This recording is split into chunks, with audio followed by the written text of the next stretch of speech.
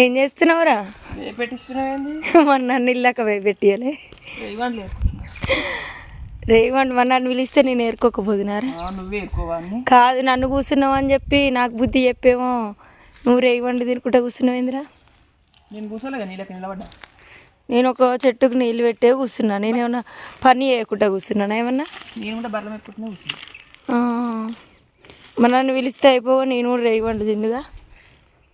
నువ్వు video upload చేస్తున్నావు sub చెప్తున్నా. వీడియో అప్లోడ్ చేసుకుంటా చేసిన నీకు ఇద్దామని తెచ్చిన ఫోను.